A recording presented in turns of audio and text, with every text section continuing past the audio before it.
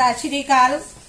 Easy math by Rita YouTube channel विच आज फिर तो तुहाडा स्वागत है। 10th class very important question for board exam दे लई। फर्स्ट क्वेश्चन है फाइंड द रूट्स पता करने हैं of the quadratic equation. Quadratic equation की दी गई है 3x का square minus 5x plus 2 equal 0 if possible. उन्हें क्या कि जे संभव हो सकता है तो रूट्स पता करो। सॉल्यूशन पहले फार्मूला लगावांगे ax square plus bx plus c equal 0। हुण जिहड़ी उपर क्वाड्रेटिक इक्वेशन दी है उतारनी है 3x square minus 5x plus 2 equal 0। A दी वैल्यू कितनी है 3, बी दी वैल्यू माइनस 5, सी दी वैल्यू 2। दोबारा सुनो, ए दी वैल्यू 3, बी दी वैल्यू माइनस 5, सी दी वैल्यू 2। आगे डिस्क्रिमिनेंट का फार्मूला लगाना है D equal B square minus 4ac। दोबारा सुनो, D equal B square minus 4ac। D equal आगे इंटू विच बी दी वैल्यू लिखांगे माइनस 5, स्केयर दा बार स्केयर पावांगे, माइनस दा माइनस लिखांगे, 4 दा 4 लिखांगे। ए ते सी दी वैल्यू जिहड़ी है हुण ब्रैकेट विच लिखनी है। ए दी वैल्यू कितनी है 3, सी दी वैल्यू कितनी है 2।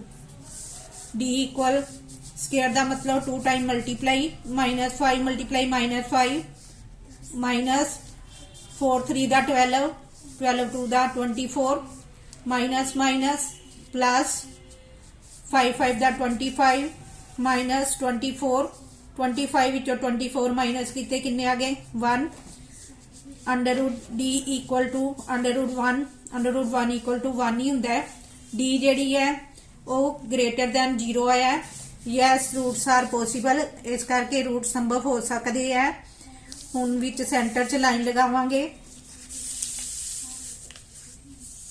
सेंटर च लाइन लगावांगे x equal minus B plus under root D over 2a। दूसरी साइड पे लिखांगे x equal minus B minus under root D over 2a। ये फार्मूला कदों लगाया जाता है जदों d ग्रेटर दैन 0 होवे, मतलब d का आंसर प्लस विच होवे तद लगाया जाता है। x लिखांगे माइनस का माइनस, अगे ब्रैकेट विच b की वैल्यू माइनस 5 लिखी है, प्लस का प्लस अंडर रूट डी की वैल्यू 1 है, माइनस माइनस प्लस 5 का 5 प्लस 1 नीचे 2। ए की वैल्यू 3 है, x equal minus minus plus 5 plus 1 2 3 का 6, 5 ते 1 6, 6 ओवर 6 कट के 6 के टेबल ते 1 आंसर आ गया। दूसरी साइड पे x माइनस बी की value minus 5 minus under root D की value 1 minus minus plus 5 minus 1 2 3 का 6, 5 विचों 1 कट्टे 4 ओवर 6, 2 नाल डिवाइड किया, आंसर कितना गया 2 ओवर 3। नैक्सट तुहानू फार्मूले दसिया गया है, उहदे लई तुहानू वैल्यू दी जाएगी ते तुसी सम सॉल्व करना है एग्जाम दे विच। फार्मूला की है 3 median equal mode plus 2 mean. दोबारा फिर सुन लो, 3 median equal mode plus 2 mean. 3 median 2 mean इधर आके माइनस ही हो जाएंगे इक्वल टू मोड। हुण क्वेश्चन की है, मीन का आंसर 75 है, मीडियन का आंसर 60 दिता होया। मोड आपां फाइंड करके दसना है। मोड का फार्मूला लगा लांगे, mode equal 3 median minus 2 mean mode equal 3 median minus 2 mean. 3 median की वैल्यू 60 है माइनस 2 मीन की वैल्यू 75 है। 63 का 180 72 का 150 दोनों नू माइनस किया 180 विचों 150 माइनस करांगे 30 answer okay. Next very important question find the sum पता करना है। एपीसीडी केड़ी दिती है 34 प्लस 32 प्लस 30 प्लस आगे ब्लैंक है प्लस 10। ਇਹਦੇ ਵਿੱਚੋਂ a1 ਦੀ ਵੈਲਿਊ ਕਿੰਨੀ ਹੈ 34 a2 ਹੈ a3 ਤੇ ਇਹ an ਹੈ ਨੂੰ l ਵੀ ਬੋਲ ਸਕਦੇ ਆ। ਹੁਣ a1 the value 34 cd equal to 32 ਵਿੱਚੋਂ 34 ਮਾਈਨਸ ਕੀਤੇ ਵੱਡੀ ਰਕਮ ਮਾਈਨਸ ਦੀ ਹੈ ਇਸ ਕਰਕੇ ਮਾਈਨਸ ਲਗਾ ਦੇਣਾ। 34 ਵਿੱਚੋਂ 32 ਮਾਈਨਸ ਕੀਤੇ -2 l ਇਕੁਅਲ ਟੂ 10 ਇਹਨੂੰ an ਵੀ ਲਿਖ ਸਕਦੇ ਆ an ਇਕੁਅਲ ਟੂ 10। an ਦਾ ਫਾਰਮੂਲਾ ਲਗਾਵਾਂਗੇ equal a1 plus into n minus 1d। दोबारा फिर सुन लो an equal a1 plus into n minus 1d। an की value 10 equal a1 34 plus n आप फाइंड करना है -1 d की वैल्यू -2 लिखी है। 10 ए प्लस दे इधर जाके 34 माइनस हो गए -2 इधर मल्टीप्लाई है इधर जाके ओवर हो जाएंगे इधर सिंपल ब्रैकेट ही रह जाएगी। 34 विचों 10 माइनस किते -24 over -22 equal n -1 n -1 equal 12 n equal 12 plus 1 n equal to 13। Sn का फार्मूला लगावांगे Sn equal n/2 into a1 plus l S13 equal 13/2 a1 की वैल्यू 34 l की वैल्यू 10 दोनों नू प्लस किया 34 ते 10 नू प्लस किया 44 आ गए। हुण 2 दे टेबल से कटिंग की है 2 1 का 2 ते कटिया 22 आ जाएंगे।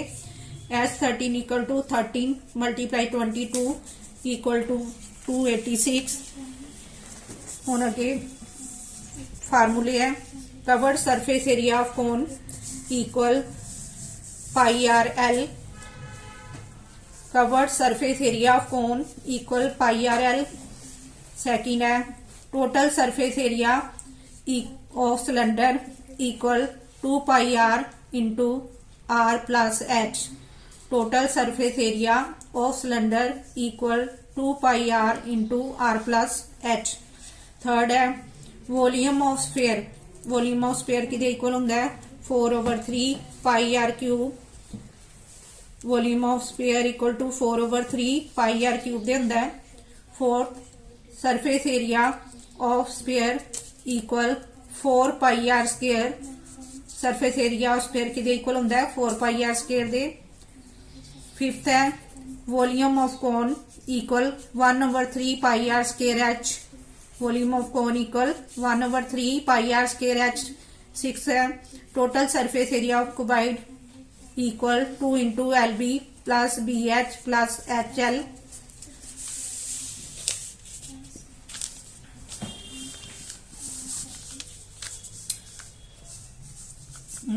सेकंड क्वेश्चन है इफ tan a इक्वल 5/12 जे tan a की वैल्यू 5/12 दी हुई है then find the value of cos a। आपां cos a की वैल्यू फाइंड करके दसनी है। सोल्यूशन पर सब तो पहले आपां फिगर ड्रा करांगे right angle triangle A B C ਇਹਦੇ ਵਿੱਚ ਇਹ p है b h साइड है। ਇਹਦੇ ਹੁਣ ਸਾਲੇ ਜਿਹੜੀ ਸਟੇਟਮੈਂਟ ਵਿੱਚ ਦਿੱਤਾ ਹੈ tan a equal to 5/12 tan a equal किदे होएगा p/b दे p/b इक्वल 5/12। हुण साडे कोल की नहीं हैगा h आपां फाइंड करना है h equal to root b दा स्क्वायर प्लस b दा स्क्वायर h इक्वल p दी वैल्यू कितनी है 5 दा स्क्वायर प्लस b कितना है 12 दा स्क्वायर h इक्वल 5 का स्क्वायर 5 मल्टीप्लाई 5 प्लस 12 मल्टीप्लाई 12 5 5 का 25 12 12 का 144 ਹੁਣ ਇਹਨਾਂ ਨੂੰ 5 5 ਨੂੰ ਮਲਟੀਪਲਾਈ ਕਰਕੇ 25 ਆ ਗਏ 12 12 ਦਾ 144 रूट ਸਾਰਿਆਂ ਤੇ ਪਾਈ ਜਾਣਾ ਹੈ h ਇਕੁਅਲ रूट ਦੋਨਾਂ ਨੂੰ ਪਲੱਸ ਕੀਤਾ 25 ਤੇ 144 ਨੂੰ ਤੇ ਕਿੰਨੇ ਆਏ 169 ਆ ਗਏ 169 ਦਾ ਸਕੁਅਰ रूट ਕਿੰਨਾ ਹੁੰਦਾ ਹੈ 13 ਹੁਣ ਆਪਾਂ cos a ਦੀ ਵੈਲਿਊ ਕੱਢਣੀ ਹੈ cos a equal to b over h b ਦੀ ਵੈਲਿਊ ਕਿੰਨੀ ਹੈ 12 h ਦੀ ਕਿੰਨੀ ਹੈ 13 ਆਨਸਰ ਓਕੇ ਹੁਣ ਠੀਕ ਹੈ।